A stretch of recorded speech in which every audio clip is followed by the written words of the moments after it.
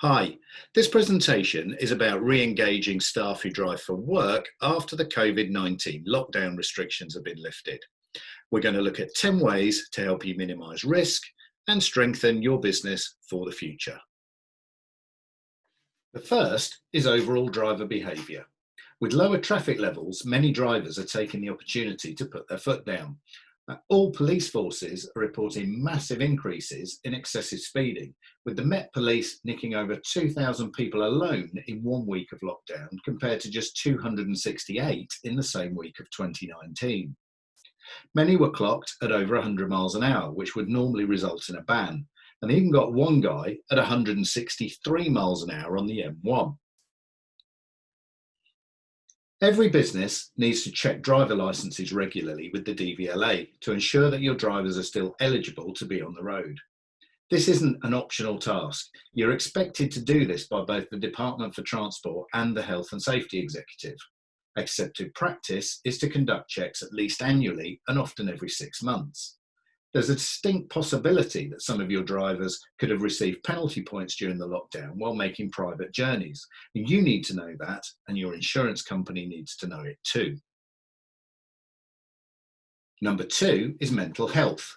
Now, it's understandable that most of us will have concerns about what the future holds, including anxieties about job security and finances, and maybe worries about the health of family and friends.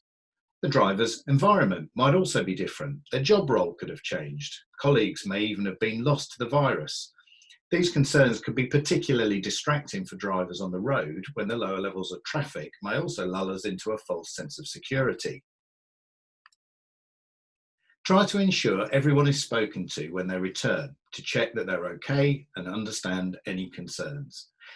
Subsequent time off for stress afterwards because their return was poorly managed can cause huge business disruption and additional cost for temporary staff replacement. Sympathetic management and clear communications can pay big dividends. Number 3 is driver fatigue. Many essential fleets and drivers are operating at or beyond normal capacity. In addition, the government has suspended the enforcement of drivers' hours regulations to help ease the burden of red tape and relieve some of the pressure on essential supply chains. However, your duty of care to manage fatigue has not disappeared. The pressure can be incessant on these drivers, and without proper breaks, they could become dangerously fatigued, especially if they are also suffering from poor mental health or anxiety, which could also be causing sleep deprivation and making the fatigue worse. Additionally, many delivery drivers are finding that lower levels of traffic allow them to make a greater number of deliveries per hour than before. This extra physical stress could also exacerbate their fatigue. Ensure you're following your established driver fatigue management policies at all times. Communicate them again to drivers and managers and reinforce if necessary. Number 4 is creating additional operational capacity. Another aspect of the extreme pressure that essential fleets have been operating under is the need to increase capacity, with many companies having to instigate massive recruitment drives. The major supermarkets have seen demand for home delivery at roughly 30% above even the peak pre-Christmas period. Social distancing has also created barriers to providing a proper induction. And this means we could be seeing drivers who are, for instance, unfamiliar with vans and being sent out on the roads with next to no formal induction, assessment or training. Additionally, there are stories of drivers being promoted within fleets without the additional training that might be required. The driver of a car-derived van, for instance, who is suddenly promoted and given a large panel van, may well not know that the 2 types of van are required to observe different speed limits, and telling them is their employer's responsibility. Ensure that drivers are given the maximum guidance possible within the current restrictions. Your duty of care requires you to provide appropriate safety training to everyone that requires it. So if you're unable to provide a full induction for new drivers at the current time, forward plan additional training for later on that will upskill them to the same level as your existing drivers. Number 5 is vehicle maintenance. With the temporary closure of most garages, the government has had to suspend MOTs and extend the intervals between more detailed inspections on larger commercial vehicles. Having drivers conduct a regular and thorough walk-round check of your vehicle has therefore never been more important, as these changes have not removed the requirement to always ensure your vehicle is roadworthy. And the challenge isn't going to end with the lifting of the lockdown restrictions. Garages are going to have such a massive backlog of MOTs and services to get through, we could see a significant increase in the number of badly maintained vehicles with no MOT once the suspension has expired, and therefore unable to be taxed. The potential, therefore, for business disruption from having vehicles off the road, what we call VOR, will be considerable. And when I talk to businesses, VOR disruption is often the biggest single threat to business operations. We may also have to reinstate vehicles that have been unused during the lockdown. Vehicles and tyres are not designed to be stood still for long, and so could have developed safety critical faults. All tyres, for instance, lose pressure over time, and they could have flat spotted if stood still for too long. Any small fluid leaks could have drained reservoirs, and you could even find nesting birds or small animals under the bonnet, along with rodent damage to wiring. Get all vehicles that need it booked in for service and maintenance as soon as possible to minimise the chance of them being off the road due to the backlog, and ensure any mothballed vehicles have been checked thoroughly before putting them back on the road to minimise the chance of breakdown or mechanical failure. Number 6 is driver readjustment, and has 3 parts.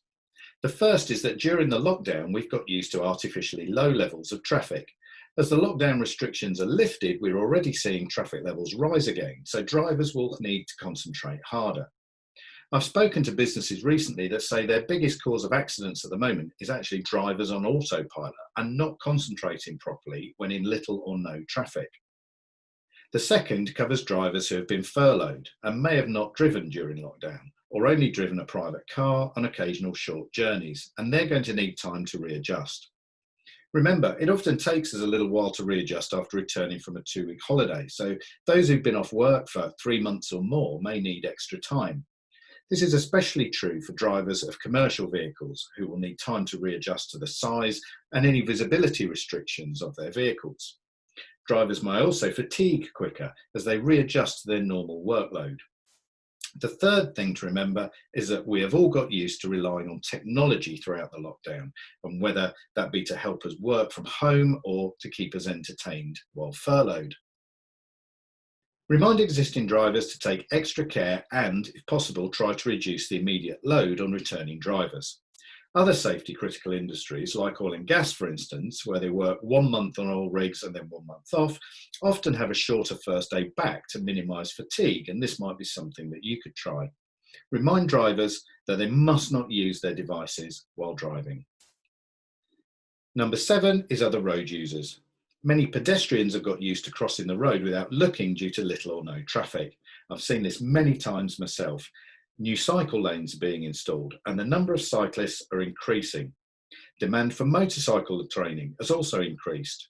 And as commuters are encouraged to not use public transport and find other ways of travelling to work, your drivers, especially van drivers, are going to have to contend with lots of inexperienced and vulnerable new road users. Make sure you communicate these additional hazards to all your drivers so that they're aware of what to look out for. Number 8 is narrower roads and also restricted junctions, where councils have started reducing road space to facilitate social distancing for pedestrians. These restrictions could add time to plan journey routes and also cause manoeuvring difficulties for larger vehicles. Review any regular routes that your drivers take and make time allowances where added congestion could make delivery schedules unrealistic. Number 9 is vehicle sanitisation. Many businesses, including last mile delivery and those with multiple drivers using the same vehicle, are now realising that vehicle hygiene is a permanent risk that has always been there. They're developing new policies and procedures to minimise the risk of contamination. Assess the risks and develop a policy to ensure your vehicles remain free from transferable infection. Government guidance now requires your business to conduct a COVID-19 risk assessment and to implement appropriate policies and procedures. Finally, we have number 10, which is that the makeup of your company's business travel will likely be quite different in future. The necessary take-up of video conferencing options has led to an epiphany, with many businesses saying that the new normal will involve much more working from home for those that can, largely because those businesses have seen an improvement in productivity. This could mean that we will see a significant reduction in traditional company car and grey fleet mileage from regular business drivers. The flip side is that when longer journeys are necessary to attend meetings or other events, and people would normally travel by train, reduced capacity due to social distancing measures and the fear of infection means we could see less experienced drivers taking to the roads instead. Encourage your people to continue to work from home wherever possible and monitor grey fleet drivers and mileage to ensure no one is making unnecessarily long journeys. Encourage the continued use of video conferencing software to maintain productivity gains, improve sustainability, and reduce your environmental footprint. So there are a lot of complex points there and a number of actions. To help you manage these risks, the team at Driving for Better Business have developed a series of resources to help you manage drivers and vehicles. The latest is our new online tool, which is completely free to ensure your drivers and vehicles are brought back into operation safely, and it covers many of the actions we've spoken about here in this presentation. It consists of an online management portal and driver app and will provide a robust way of tracking everything has been done. It contains a 20-point check for vehicles that have been unused during the lockdown and which was developed in collaboration with Mercedes-Benz.